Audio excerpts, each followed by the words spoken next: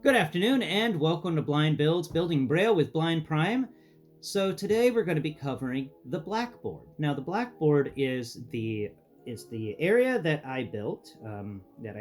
Me and Seawall designed it together. It's a area where you can place your Braille chips like a work page. A nice little page. It's not as it doesn't have as much area as a normal page would because of how big the braille chips are, but this is a way for you to do mathematical equations and you spell out some words that you're having trouble with, and just kind of just generally have a nice work zone where all of your braille is put on and it doesn't do anything. It's nice and sturdy and stable. So this is the alphabet one. We've seen this a lot. It says please like and subscribe down here at the bottom. And this is the thing that we've used throughout the entirety of Building Braille to discuss different letters. I set this up ages ago. So that's the alphabet version. Now, I'm going to set the alphabet version over here. I don't want to damage it. All right, set that down there. Here's the blank version. Now, this is not a very hard thing to make.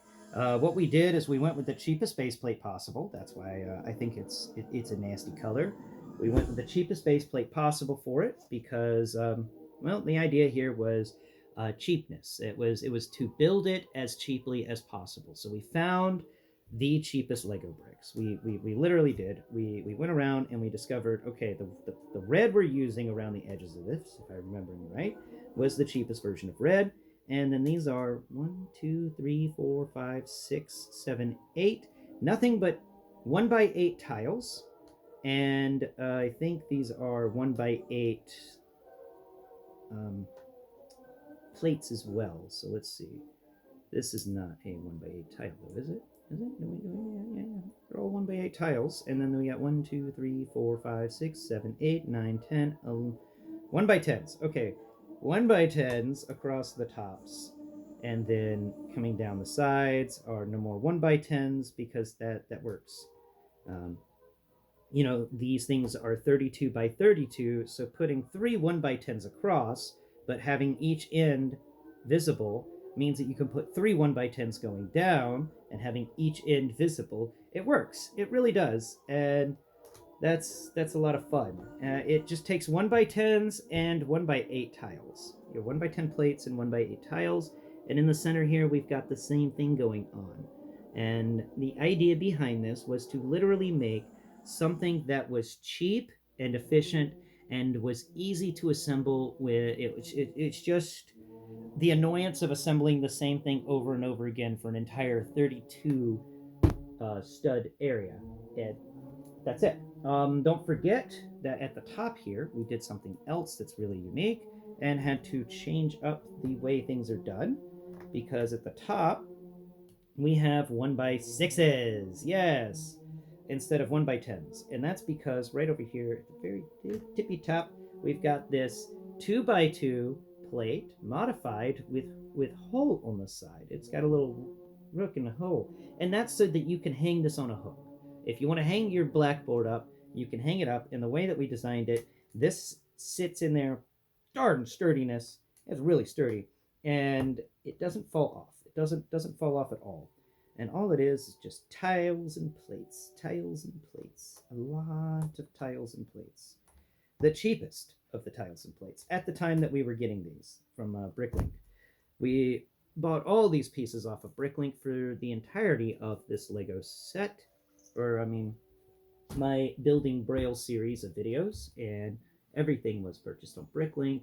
And one day we're going to go back and repurchase things because in the process of explaining this and designing this, I've learned better ways to do Braille through Lego, and not including that Lego Braille set, which if any of you ever want to get me a cool present for my channel and want to see me review it, get me the Lego Braille thing.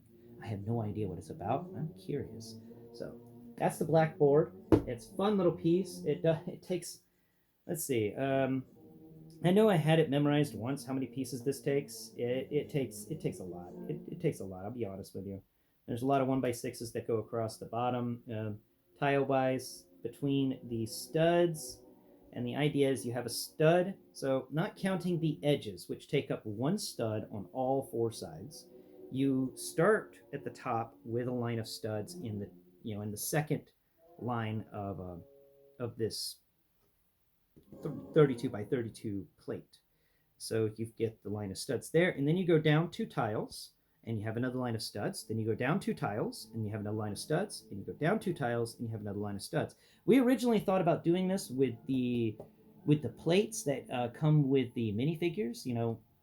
People get that minifigure series stuff, and you get those 4x3 plates, modified tile with studs in the center, and really wanted to use those for this, but it actually came out cheaper to use these 1x6 tiles and these 1x8 studs. I want to say it's 1x8. I'm not 100% sure. Let's pull one up. Let's pull one up and talk about it. Okay, so let's go ahead and break down this corner area here so we can actually pull one of these guys out. There we go.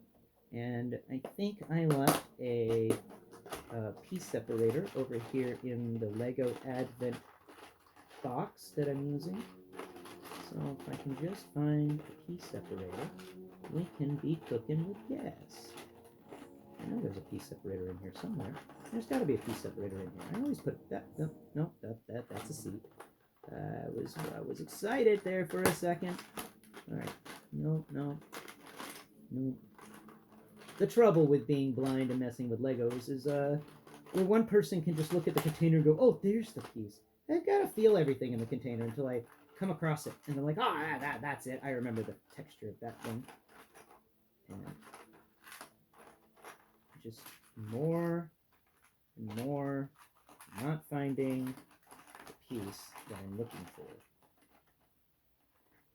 I know I put a separator in here before because y'all saw it on one of my videos. Like you witnessed it. You're a witness. There's a Lego separator in here. We're gonna find it. By golly. Oh, crap, I knocked off Thor's hammer from the fireplace. There it is. Found it. It was buried underneath a Spider-Man, I think. Or Wall, whoever he is. Put these pieces back together. Okay, so here's our brick separator. Now let's come in here and talk about the size of that plate. Here we go. 1, 2, 3, 4, 5, 6, 7, 8. So we've got a bunch of 1x6 tiles and 1x8 plates going across all of this. There we go. Go ahead and set that piece down there. Let's go ahead and rebuild this. And I'll bring out something that if you're wondering, hey, all this stuff with the braille is cool, but how would I use that in my everyday life as a blind person? I mean, other than setting up a grocery list on this thing, or maybe just doing some quick mathematics. If you're a person that's got to do math by feel, you can't do it in your head. You've got to do it on a tabletop. This is a great way to do it. You don't need a braille machine. All you have to do is just take out some pieces and move them around on the board and figure that out. Of course, we're going to be doing Please Excuse My Dear Aunt Sally later in this series. So we'll talk about punctuation and exponents and whatnot. So be prepared for that so you can better math. Of course, we're also going to talk about the equal sign and all the other signs that are associated with mathematics and the symbols and signs associated with English language. But that is the blank blackboard. Now, let me give you an example of something you can do with your blackboard if you are visually impaired. Now, this is a little disassembled because it's been a few years, but I did rustle this up from my deepest, darkest of my bookshelves. This is my Barbarian character sheet for 5th edition Dungeons and Dragons. He's missing some pieces on this blackboard because this blackboard's been through some stuff. I think the pieces are still in the Trapper Keeper. By the way, behold, a 90s Trapper Keeper that I still own. Oh my, it's a Trapper Keeper. Yeah. Had that Trapper Keeper since high school. That thing has been with me for a long time. So right here I've got, let's see if I make sure. Okay, so that's the correct side. That's up and down. Okay, so I didn't put my character's name on this, I don't believe. Instead, this was just a bunch of stuff for me to figure out. Like we have here, this is the, what is that? All right, 20 something. can't remember off the top of my head, but that's 20. And then we come down here and we've got 1 and a 8, I think. I think that's an 8, so that's 18. These are all the stats for, so you have strength, dexterity, no, strength, stamina, alert, agility, wisdom, charisma, and intelligence. It goes somewhere like, let's see, which one's intelligence? It's going to be the lowest on the list because he's a barbarian. So let's see. One's all the way, one's all the way. Yeah, he was. I generally make rounded characters. So we just got to find the one with the 2 or the one with the 1, right? There's the one with the 3. There's the one with the 3. That's something. Here's a 1 and a 1. So there we go. There's the intelligence right there. A 1 and a 1. 11 intelligence. That sounds like right for a barbarian, though you usually have 9. And down here, I put some extra things. I don't really remember what. But over here is a bunch of the skills that are most commonly used by the barbarian. This is the agility or something like that. These were just the most rolled skills that I had. And then up here, I have my perception and my, what is that? I think that's my initiative. Yeah, that's an I, so that stands for the initiative bonus that I got, which isn't very high because he's a barbarian, but he still got an initiative bonus. So this is something you can do with your D&D characters. You can sit down with your sighted friends and they can go over what your character has, and then in Dungeons and Dragons you can make up a little sheet like this, and then if your character changes, you're like, oh no, you got knocked down to 1 intelligence. Okay, you're just going to take away one of these bricks. There you go, 1 intelligence now. Wow. That's something you can do with this that I found to be really great, because when it comes to Braille, the worst part of Braille is the inability to really erase what you've done, to go back and redo it. Once you've done it, you've done it. And you may have to scrap an entire piece of paper because you made a mistake. That's not really cool. That's not really nice. This is if you make a mistake, all you have to do is unbuild the mistake and then rebuild the correct answer. That's the glory of the Blackboard. And I hope that more people out there in the educational persuasion start utilizing these. And of course, here's a smaller one. This is just a 1 by 8, it's a 16 by 8 base plate. And this one I used for initiatives on my companions in the game. So I could keep up with turn order. I would just change and move these things around depending on the turn order that was occurring in the Dungeons & Dragons game, so that I didn't accidentally jump initiative. I was always prepared for my turn, and that Blackboard helped me to do it.